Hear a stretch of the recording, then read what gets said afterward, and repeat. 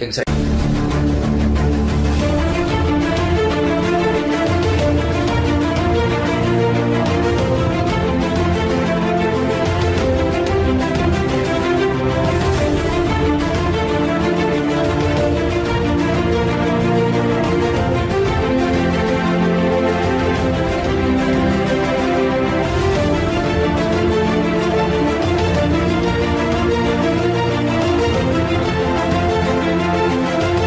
Mesdames et messieurs, bienvenue dans ce tout nouveau numéro de la politique et dynamique sur les antennes de la radio et de la télévision qui porte le même nom. Vous le savez, c'est une grande émission qui revient sur les grandes questions d'actualité qui ont émaillé la semaine. Et la semaine a été riche en actualité. C'est d'abord cette guerre d'agression qui est imposée à la République démocratique du Congo par le Rwanda avec leur supplétif de M23. Le Conseil supérieur de la défense a demandé au président de la République d'élever les moratoires sur l'abolition de la peine de mort pour tous ceux qui vont trahir ou se rebeller contre la nation RD congolaise. On va revenir sur ces qualités, les élections en République démocratique du Congo, les missions des élus, c'est que la population attend de ces élus. Et bien, pour débattre de ces importantes questions, vous le savez, je ne suis jamais seul, je me fais accompagner d'un acteur politique majeur de taille de la République démocratique du Congo. Et pour ce nouveau numéro, je reçois le patron de l'ADEPAC, l'honorable Jean-Louis Kalamba, à qui je dis bienvenue sur les antennes de Dynamique Radio et Télévision. Merci beaucoup.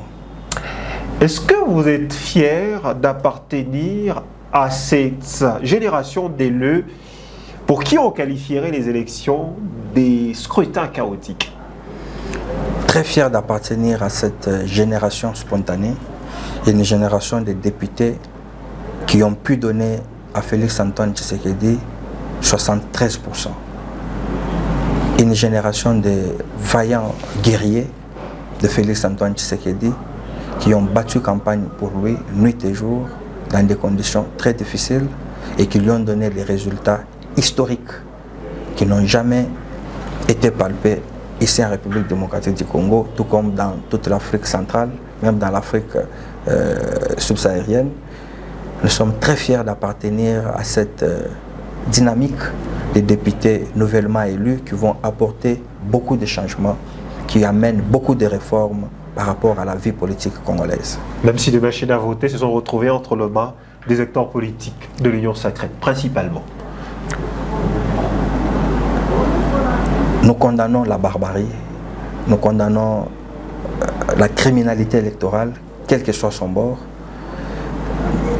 Nous condamnons la tricherie qui a émaillé quelques coins de la République pendant ce scrutin, mais nous disons que cela n'est pas de nature à pouvoir entacher la régularité de ce scrutin. Ce n'est pas à cause de ça que les élections doivent être chaotiques.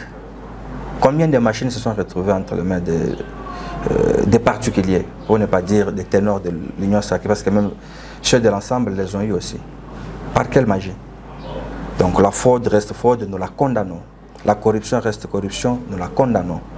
Mais ce n'est pas pour autant qu'on peut mettre tout dans un même sac. Donc le taux de criminalité électorale pour ces élections ne peut pas dépasser 2%. Alors ce n'est pas à cause de 2% d'erreurs qu'on peut disqualifier tout le monde, non, parce que même sous d'autres cieux, la fraude électorale existe. Jusqu'à aujourd'hui, allez demander à Trump si Joe Biden est président élu, il vous dira non. Parce que jusqu'à aujourd'hui, il persiste, on lui a volé son élection. Donc, il ne faut pas qu'on puisse être non seulement des alarmistes, mais des pessimistes. Soyons réalistes. Il y a eu fraude, il y a eu des irrégularités, nous acceptons cela. Mais est-ce que c'est de nature à pouvoir entacher toutes les élections? Non. Vous vous mettez dans le sac des élus qui ont été réellement élus, permettez la tautologie? Ça, c'est la question qu'il faut poser à mes élus. On vous la pose. Jean-Louis Kalamba a été élu dans plus de 1700 bureaux de vote à Lubumbashi. Vous n'allez pas trouver Jean-Louis Kalamba avec un score de 20, 30 dans un bureau de vote, non. Il a 6, il a 5, il a 7, mais dans presque la quasi-totalité des bureaux de vote. Je suis fier de ça. Donc je suis fier et je félicite, je dis grand merci à tous mes électeurs parce qu'ils m'ont fait honneur. Je suis fier de dire que j'ai été élu parce que sur terrain, tout le monde qui a été là, les jours de vote ou les jours de dépouillement, il peut vous dire qu'on a vu le nom de Jean-Luc Alamba presque dans tous les bureaux de vote. Vous avez quel poids au sein de l'Union sacrée? Est-ce que vous pesez, vous avez contribué à la réélection de Félix Tshisekedi? Bien sûr, bien sûr. Ma formation politique est deuxième formation politique dans le Haut-Katanga par rapport au poids politique. La première formation politique dans la majorité qui est l'UDPS avec 10 députés provinciaux, 2 ATDC, ma formation en a 8. Ma formation politique a 2 députés nationaux élus dans la ville de Lubumbashi et ma formation compte 19 conseillers municipaux. La première d'ailleurs, la première force politique par rapport aux élections communales ou municipales. Donc voilà la force que nous avons. Mais ce n'est pas tout. Au niveau national, ma formation politique est 4e puissance politique au sein de l'Assemblée nationale. Quand on regarde la il n'y a pas de problème. Mais quand on regarde la configuration actuelle de l'Assemblée nationale, on a comme l'impression que l'Union sacrée a fait à dessein avoir beaucoup de regroupements politiques pour étouffer l'opposition. Mais c'est un jeu politique. C'est un jeu politique. L'opposition a eu aussi autant de regroupements lors de ces élections.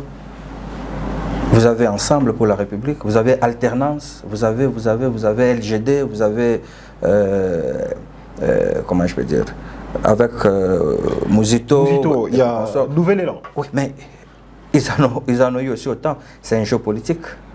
Près de 400 députés pour l'Union sacrée, une assemblée monocolore. Comment vous expliquez cela? Lorsque l'UDPS était dans l'opposition, l'UDPS n'avait que 42 députés dans une assemblée de 500. Avions-nous dit en son temps que l'assemblée était monocolore? À vous de répondre. Vous avez brillé à l'époque par la politique du siège ou bien de la chaise vide. Vous n'avez pas siégé, c'était normal que vous ne soyez pas présent à l'Assemblée. Alors si c'est ça les conseils que vous donnez aussi à l'opposition... Ce n'est pas un conseil, c'est une question que je vous pose. Non mais je vous dis que nous avions été à 42 seulement lors des élections de 2011.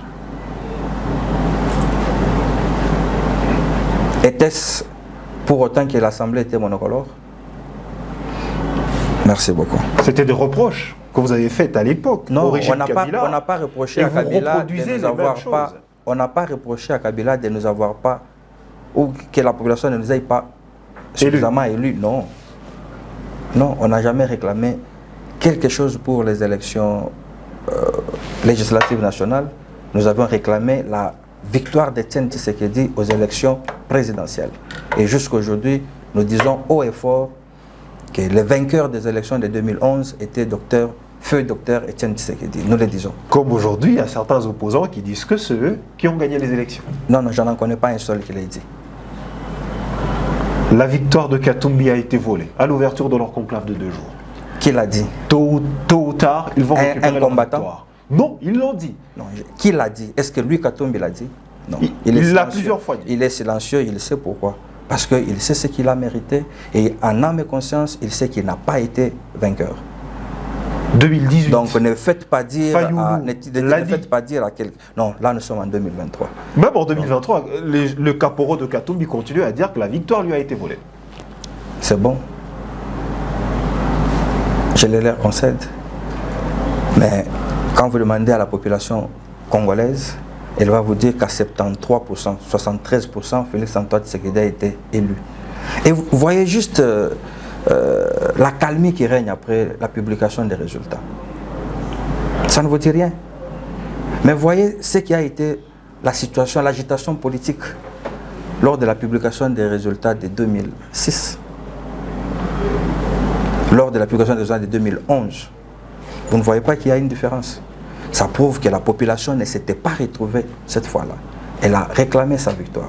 Mais aujourd'hui, la population est calme, sereine, confiante de la victoire de Félix Antoine Tshisekedi.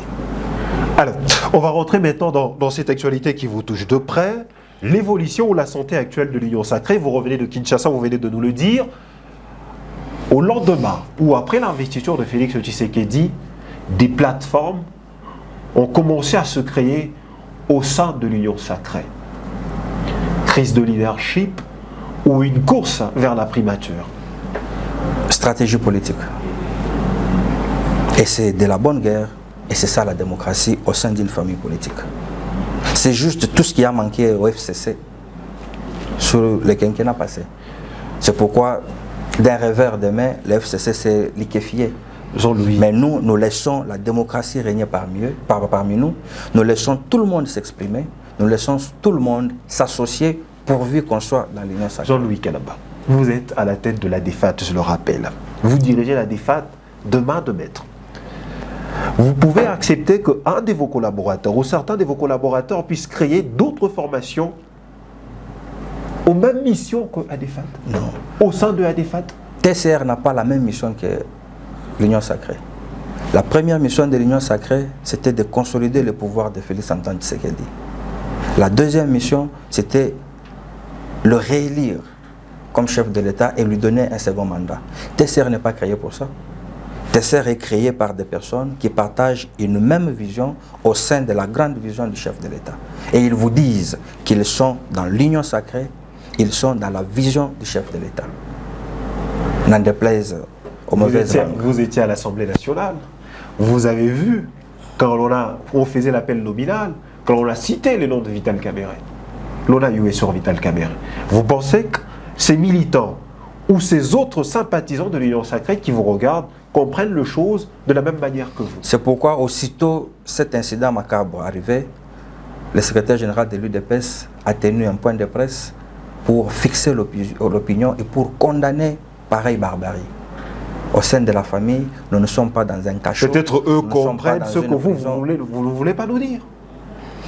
Je me répète, aussitôt après cet incident, le secrétaire général de l'UDPS a tenu à fixer l'opinion et a tenu à condamner publiquement, avec toute sa dernière énergie, ces comportements de voyous. Au sein de la famille Union Sacrée, nous régnons en toute démocratie, nous évoluons en toute liberté, pour autant que le respect de la vision soit démis. Donc nous ne condamnons pas Vital Kamerhe, nous ne condamnons pas Moïse Ozangi, nous ne condamnons pas Sama Lukonde qui a aussi sa plateforme.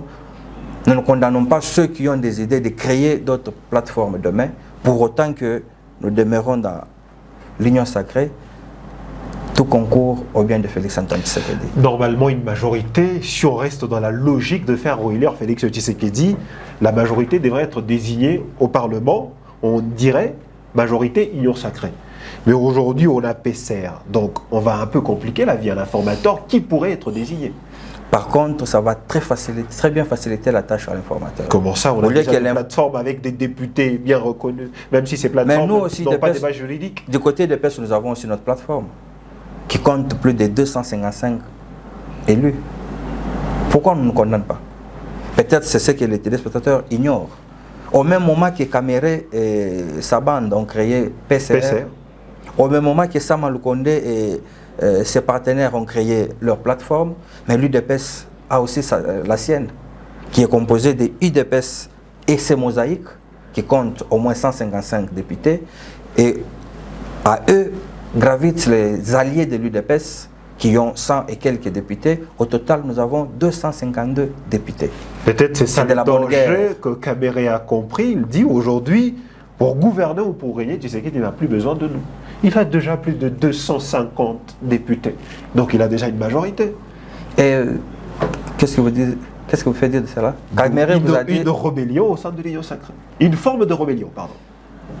Pourquoi vous voulez faire dire à quelqu'un ce que lui ne vous a pas dit? Vous avez écouté Kamerhe, vous avez écouté Billy Kambale, vous avez écouté Paluku. Ils vous ont dit qu'ils ont quitté l'Union sacrée. Ils vous ont dit qu'ils se rebellent à une seule idée de Félix Antoine Tshisekedi. Non. Ils s'organisent pour que lorsque l'informateur est nommé, il puisse consulter un bloc. C'est faciliter la tâche à l'informateur. Mais on pouvait bien consulter le bloc de regroupement. On sait que vous avez un regroupement. S'il vous plaît, c'est de la politique. Vous êtes journaliste, laissez-nous faire la politique. Ça, c'est de la politique. Et c'est acceptable. Nous qui sommes dedans, nous vous disons c'est acceptable. Alors ne nous poussez pas à pouvoir vous êtes à la tête d'un regroupement politique. L'informateur ne peut pas vous voir, vous qui avez des députés. Vous avez dit que vous étiez une troisième force politique. Pourquoi ne pas vous consulter, vous, aller consulter PCR qui n'est même pas reconnu à la CENI? L'informateur a consulté qui, avant de mettre en place le gouvernement FCC caché. On a eu deux blocs qui se sont consultés et on a eu un gouvernement. Et on n'en a N'est-ce pas? jamais désiré à l'époque. Oui. Pour vous dire, la politique est dynamique. Donc ne restez pas dans cette politique primaire, cette politique archaïque qui veut que les choses aillent telles que c'est écrit par M. Van der Beer ou par Karl Marx. Non, la politique est dynamique et la RDC peut concevoir sa propre politique. Il faut comprendre ça, il faut évoluer avec la politique congolaise. Pour vous? Donc si hier c'était convenable qu'on nomme pas un informateur et que des blocs s'affirment, évoluent ensemble dans une majorité et subitement un premier ministre est nommé, Ilunkamba, pourquoi aujourd'hui vous n'acceptez pas qu'on facilite la tâche à un premier ministre, à un informateur s'il sera nommé, afin de ne consulter que des blocs? Parce que jusque-là nous avons 3 blocs. Le bloc de Caméré, le bloc de Sama et le bloc de l'UDPS. Dans 2 jours ou dans 3 jours, ils peuvent être consultés et nous avons un premier ministre. Pour vous, il n'y a pas d'incidence politique. Ça ne met pas en mal l'Union sacrée que le PCR et d'autres blocs puissent se créer au sein de l'Union sacrée. Ça ne met sacrée. pas en mal notre cohésion au sein de l'Union sacrée. Soyez rassurés. C'est un acteur politique majeur qui vous parle. Nous sommes ensemble et nous demeurons ensemble pour tout ce quinquennat. Et à la fin de ce quinquennat, nous aurons un dauphin commun et nous allons encore régner pour 5 ans de plus après Félix Antoine Tshisekedi. Il y a aussi cette problématique de la validation de mandat. Vous avez suivi la démarche du Premier ministre qui demandait une sorte de mesure exceptionnelle pour qu'avant que l'on nomme le prochain Premier ministre, qu'il puisse cumuler ses exigences au sein de la primature et à l'Assemblée nationale, ce qui a été rejeté par la justice. Si aujourd'hui on vous posait la question, vous en tant que Jean-Louis Kalamba, élu au niveau national et provincial, vous allez opter pour quelle mandature? Ça sera un exercice auquel je vais m'évertuer avec mes bases et avec mes collaborateurs et avec ma famille politique. Parce que je suis au service de ces trios et ça sera à eux de me donner les niveaux où je vais rester. Ça ne relève pas de votre pouvoir discrétionnaire? Non. Je ne suis pas au service de mon pouvoir discrétionnaire. Je me laisse guider par ma base, je me laisse guider par mes collaborateurs, je me laisse guider par ma famille politique. Vous pensez qu'ils vous aiment? Vous les aimez? Sinon, je n'aurais pas été élu comme 2e meilleur dans la ville de Lubumbashi. Allez, parlons aussi de ces tractations au niveau de la province. Il y a 2 têtes qui sortent du lot, disons potentiel candidat gouverneur, potentiel candidat au perchoir de l'Assemblée provinciale. Il y a des discussions en cours au sein de l'Union sacrée pour désigner ces différents candidats à tout le niveau. Je viens présentement d'une discussion sur ce sujet. Et nous en discutons tous les jours. Nous en débattons toutes les nuits. Tout le matin, toutes les journées. Donc, je suis fier d'appartenir à cette famille politique très démocrate où la gestion d'ambition se fait au grand jour. Donc, à ce jour, au sein de l'Union sacrée, il y a eu appel à candidature. Tout le monde qui se sent capable de diriger la province a déposé sa candidature. Ma formation politique ou mon regroupement politique des ATDC a déposé aussi la candidature de son candidat. Et très bientôt, nous aurons un ticket gagnant, gouverneur, vice-gouverneur, président de l'Assemblée provinciale. Et ça sera la victoire de la majorité. Si ce n'est pas un secret, on peut connaître le nom? Non, c'est encore dans les officines de l'Union sacrée. Vous aurez la primeur le moment voulu. Allez, on reste toujours au niveau de la province. Pour vous, le prochain gouverneur devrait avoir quelle qualité? Il devrait être d'abord un rassembleur. Il doit être un rassembleur, il doit mettre ensemble tous les Hauts-Katangais, de toutes les tribus, tous ceux qui ont choisi de vivre dans les Hauts-Katanga, tous ceux qui sont de son obédience et ceux qui ne sont pas de son obédience. Ça doit être un rassembleur. Pour moi, c'est le premier critère. Le deuxième, ça doit être quelqu'un qui a l'amour de la population, l'amour du Haut-Katanga. Pas quelqu'un qui vienne pour s'enrichir ou quelqu'un qui vienne pour trouver l'espace pour son business. Nous voudrions quelqu'un qui soit technocrate, qui soit expérimenté et qui soit fédérateur. Quand je vous cherchais pour avoir cette émission, j'ai eu des discussions. Et j'avais posé une question à... Est-ce que vous regrettez d'être parti du gouvernement provincial du Haut-Katanga? Jamais. Jamais. Vous ne regrettez pas? Non. Je suis de ceux-là qui ont appris d'Étienne Tshisekedi que les jours que vous prenez vos fonctions doivent être les jours où vous préparez votre relève. J'ai fait 2 ans et demi au sein du gouvernement de Jacques Yabula, que je remercie beaucoup en passant. J'ai été formé, j'ai eu de l'expérience et je suis parti de ce gouvernement pour la primature, avec presque le même secteur d'activité. Pourquoi je vais regretter? Pourquoi je vais regretter?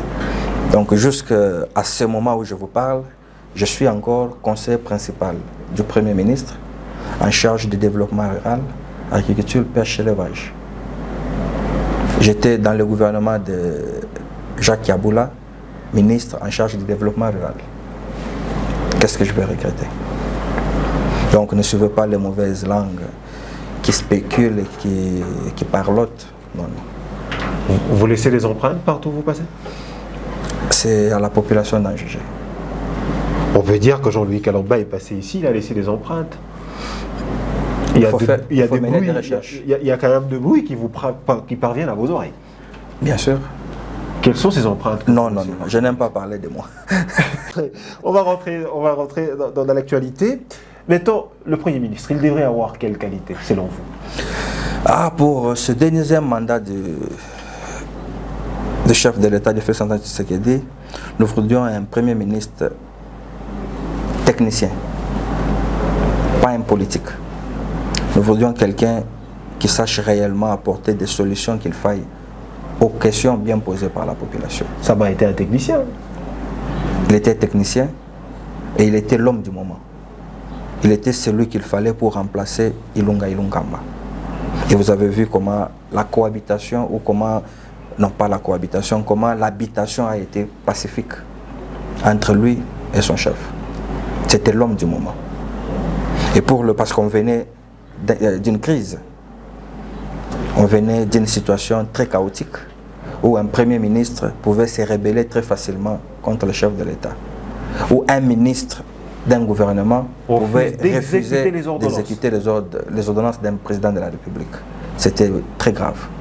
Il nous fallait un homme du moment, il fallait quelqu'un qui comprenne la politique, qui sache faire respecter le test. Et Sama Lukonde, coup de chapeau, c'était l'homme du moment. Et le prochain Premier ministre devrait avoir plus que ça comme qualité? Pas plus que ça. Il doit avoir, en plus de ça, d'autres qualités. Ou il doit beaucoup plus être quelqu'un qui va nous apporter, au-delà de ce que Sama nous a apporté, partir d'un budget de 3 milliards laissé par Ilunkamba à 16 milliards, il fallait être Sama Lukonde. Donc le prochain Premier ministre aura du pain sur la planche parce qu'il doit faire mieux que Sama. Vous savez, ce n'est pas toujours facile. Est-ce qu'il est favori pour être reconduit? Il est très favori. Mais sachez que la question de nomination du Premier ministre relève de la discrétion du chef de l'État. Mais s'il faut considérer ses qualités, s'il faut considérer le sens du devoir, le sens du patriotisme de Sama Lukonde, il peut encore être l'homme du moment. Un autre nom qui peut concurrencer ça? Non, non, pas un autre nom, mais quel profil robot, oui. Un profil robot? Oui, je dis un technocrate, un rassembleur. Il y a quand même un comme nom. Sama Lukonde. Il y a quand même un nom qui défile dans votre tête. Plusieurs noms. Plusieurs noms. Plusieurs noms. Plusieurs. Ouais. Même ceux à qui on dit qu'ils tentent de créer des rébellions. Tous ils sont dans les lots. Ce sont des combattants, ce sont des personnes valeureuses. Et n'oubliez pas que le chef de l'État nous l'a dit, alors que Kaméré était en prison, que Kaméré jouera un grand rôle dans ce pays. Vous vous rappelez? Je ne dis pas que c'est lui le futur Premier ministre, mais je vous dis, il n'est pas exclu qu'il soit sur la liste ou dans la course. Donc chez nous à l'Union Sacrée, c'est ça même la beauté de l'Union Sacrée. Nous savons nous accepter en tant que tels. Et nous savons reconnaître la force des autres. Mais apparemment, vous avez du mal à gérer ces forces. Je vous le concède. C'est une question que je vous pose. Mais sachez que Vital Kamerhe est vice-premier ministre. Ça vous dit quelque chose? Donc il a un premier ministre au-dessus de lui. Il a accepté cela. Jean-Pierre Mbemba est vice-premier ministre. Ça vous dit quelque chose? Le chairman est dirigé par Samuel Condé. C'est ça la beauté de l'Union Sacrée. La beauté de l'Union Sacrée. Et quand on regarde aujourd'hui ce qui se passe à l'Assemblée nationale, nous ne sommes qu'à la validation de mandat, une sorte de guerre qui se lie entre Bahati Lukwebo et Christophe Mbosso. Bahati qui accuserait Christophe Mbosso d'être à l'origine de certaines manigances pour se maintenir au perchoir de l'Assemblée nationale. C'est de la bonne guerre, c'est tout ce que je peux dire. C'est de la bonne guerre parce que très bientôt nous aurons un ticket gagnant pour composer le bureau de l'Assemblée. Très bientôt un bureau du Sénat, très bientôt un Premier ministre. C'est de la bonne guerre. Et dans une famille politique, il faut ça. Mieux vaut que les gens se parlent, que les gens s'expriment, au lieu que vous ayez des faux sourds muets, mais qui quand ils sont à côté, ils parlent plus que des corbeaux ou plus que Jean-Louis Kalamba, des perroquets. On peut bien comprendre que ça se passe entre nous, dans la maison, mais pas quand même sur le média. C'est normal, entre nous c'est où? Nous n'avons pas une maison où nous nous retrouvons pour parler. C'est de la cuisine interne quand même. Oui, la cuisine interne. Vous ne pensez pas que ces choses vous fragilisent? Non, par contre, ça nous donne la force. Vous savez, nous venons de cette école politique de Etienne Tshisekedi où l'UDPS a eu comme force des divergences au sein de la famille. C'est ce qui a permis à l'UDPS de résister jusqu'à aujourd'hui. Donc c'est ça notre culture. Et en droit international, nous disons les conflits, ça fait partie de la vie politique internationale. Quand il n'y a pas de conflit, c'est dangereux.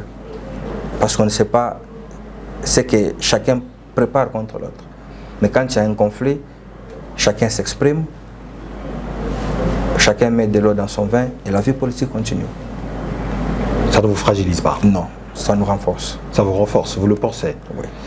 Allez, on va maintenant évoluer avec d'autres questions d'actualité pour peut-être chuter. Il y a aussi cette question qui est sous la table, c'est l'agression dans la partie orientale de la République démocratique du Congo, le Rwanda avec toutes ses manigances, qui ne cesse pas de soutenir le M23. Il y a le Conseil supérieur de la défense qui s'est réuni autour du président de la République, lui demandant même de lever les moratoires sur la peine de mort pour tous ceux qui seraient accusés des hautes trahisons contre l'État. Vous êtes de cet avis? Si, je suis de cet avis. Je suis juriste, je suis avocat de profession. Et par rapport au droit pénal, je suis un non-aboliste. Je suis de ceux qui ne veulent pas qu'on abolisse la peine de mort.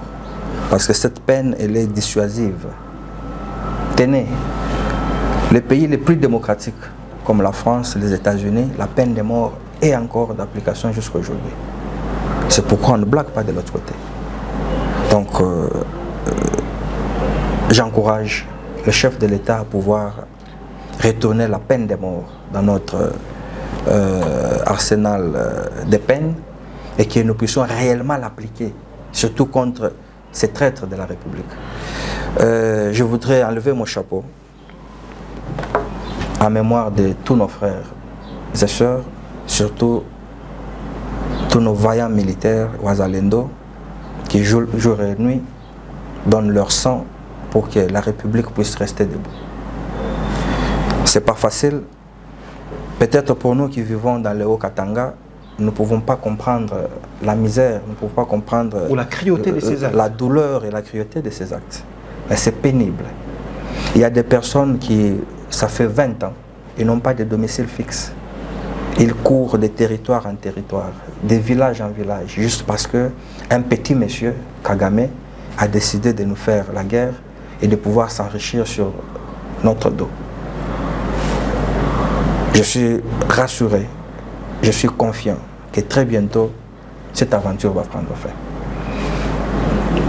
Je suis de ceux-là, une fois mandat validé, qui vont inciter le chef de l'État à pouvoir nous convoquer pour obtenir le droit de faire la guerre au Rwanda. Et nous allons le faire. Mais le porte-parole du gouvernement a dit que dans les conditions actuelles, c'est quand même impossible. Je vous dis, je suis député, je vais exercer mon droit. S'il faut que j'organise et que je puisse rédiger une pétition allant dans ce sens, je vais le faire. Mais à la première occasion qu'il nous sera demandé de pouvoir nous réunir en congrès pour autoriser le chef de l'État à déclarer la guerre contre le Rwanda, mon cutis sera le premier.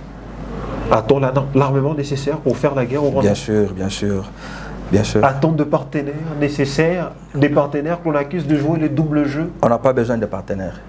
Nous-mêmes, nous pouvons très facilement vaincre le Rwanda. Nous-mêmes. Nous faisons partie des organisations régionales et internationales. On ne peut pas faire la guerre seul. Vous savez, le chef de l'État n'est pas souvent compris. Souvent, il n'est pas compris. Mais je vous rassure, il y aura un jour que, au lieu que nous allions vers ces gens pour aller nous plaindre, ils viendront nous supplier pour arrêter la guerre contre le Rwanda. Soyez rassurés, ça va arriver sous 5 quinquennats. Quand? Très bientôt. Il ne faut pas que l'on retombe dans ce que le Congolais lui ont reproché dans le premier mandat, des promesses non tenues. Au moins cette fois-ci, Jean-Louis Kalamba sera dans l'hémicycle à l'Assemblée nationale. Nous allons le lui rappeler et nous allons l'y inciter. C'est possible de terminer cette guerre. C'est possible de le terminer. Mais vous ne pensez pas que la voie du dialogue serait aussi envisageable? Non, aujourd'hui il ne faut pas dialoguer. Vous savez, allez demander à un Américain de dialoguer avec Al-Qaïda ou avec Daesh. Ils vous diront que c'est plus qu'impossible. Et pourquoi ils peuvent nous demander à nous de dialoguer avec des terroristes? NON, ça n'arrivera jamais. Nous sommes bien préparés, nous sommes en train de nous préparer. Et le chef de l'État vous l'a dit, nous sommes plus que bien prêts à mener une guerre, à gagner une guerre contre le Rwanda. Alors, ça va arriver très bientôt. Pour gagner cette guerre, ça relève aussi de l'implication de la population, vos élus, tout le Congolais en général. Vous pensez qu'à quel niveau se situe leur part de responsabilité?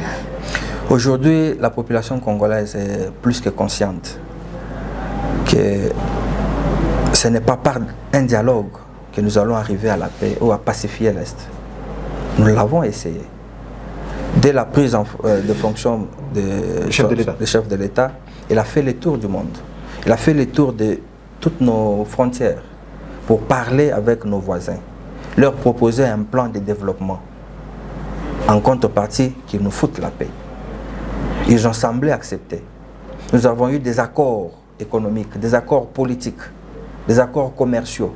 À quoi ça remet? À rien. Donc aujourd'hui, il n'est pas question de dialoguer, il est question de se battre. Et nous allons nous battre jusqu'à notre dernière énergie.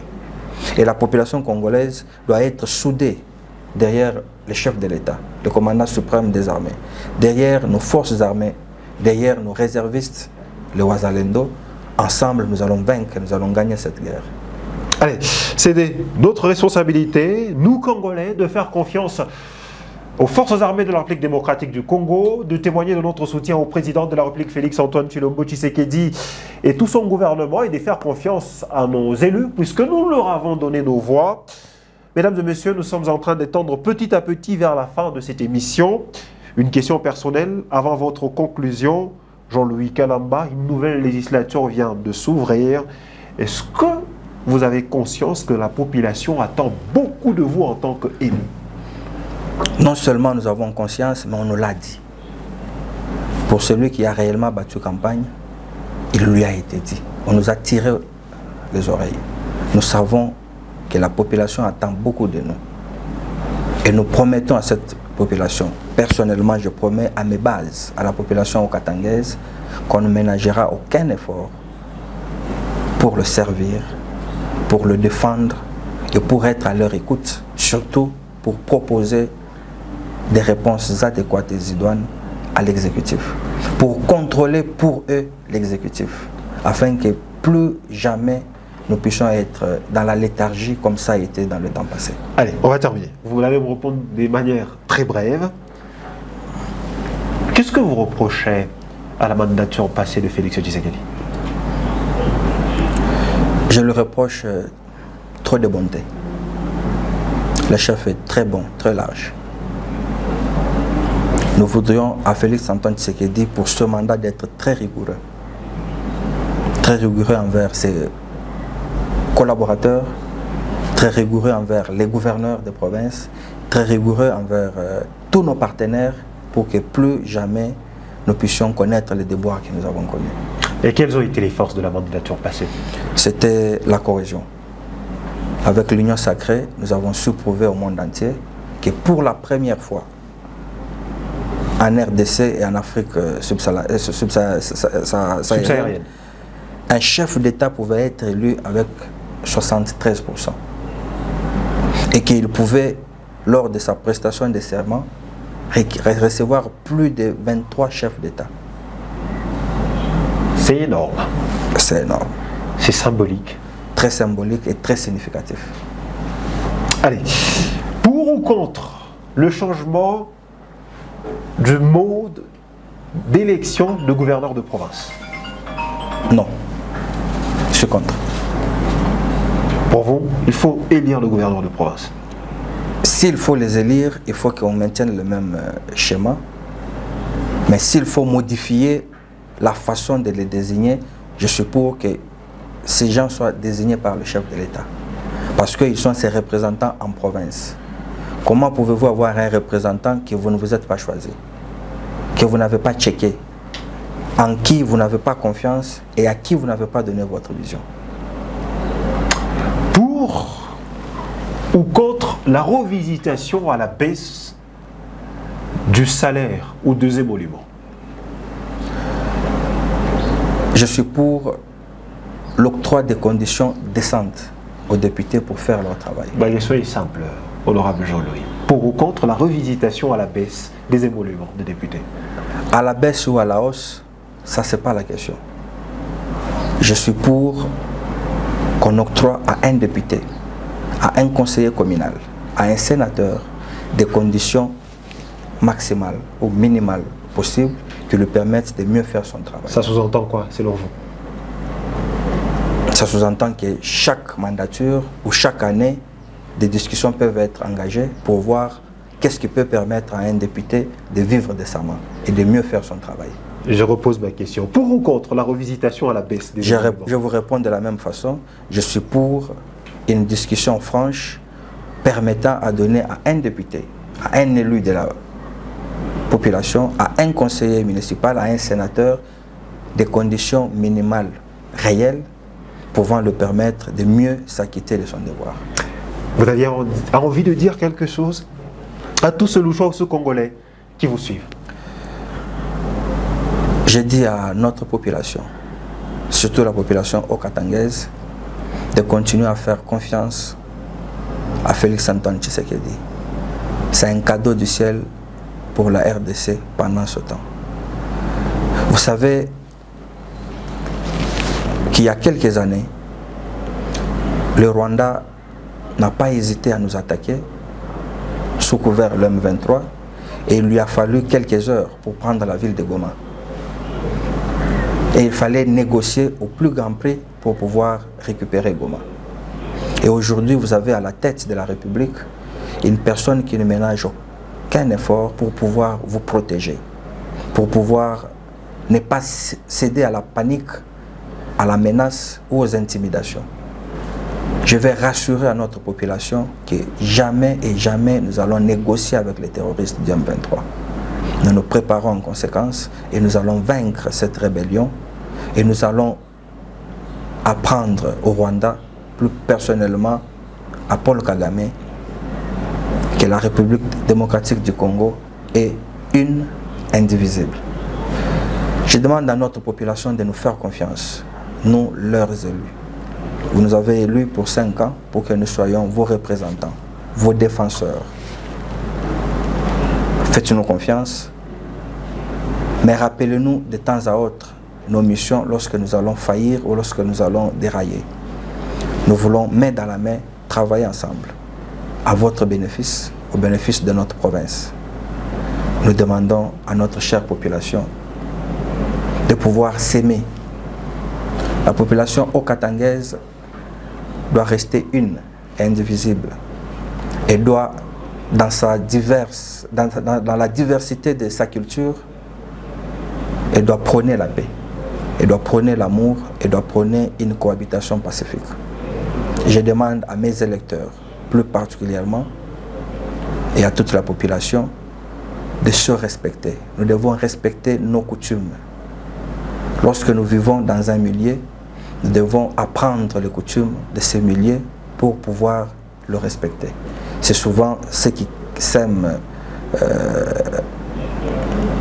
des zizanies au sein des populations, c'est souvent ceux qui sèment un climat de haine tribale, de haine raciale, de haine culturelle, si je peux le dire. Je demande à ma population, je demande à mes bases, je demande à toute la population katangaise de pouvoir vivre dans l'unité, tous derrière Félix-Antoine Tshisekedi, tous derrière le futur Premier ministre, tous derrière le futur gouverneur que nous allons élire si peu, tous derrière vos élus. Cheminons ensemble, le Haut-Katanga va gagner, le Congo va gagner. Honorable Jean-Louis, Dynamique Radio et Télévision vous dit grand merci. C'est moi qui vous dis grandement merci. Chers téléspectateurs et auditeurs, c'est la fin de votre émission La Politique est Dynamique. On va se retrouver le week-end prochain avec un autre invité. D'ici jusqu'au prochain rendez-vous, prenez bien soin de vous. À la prochaine.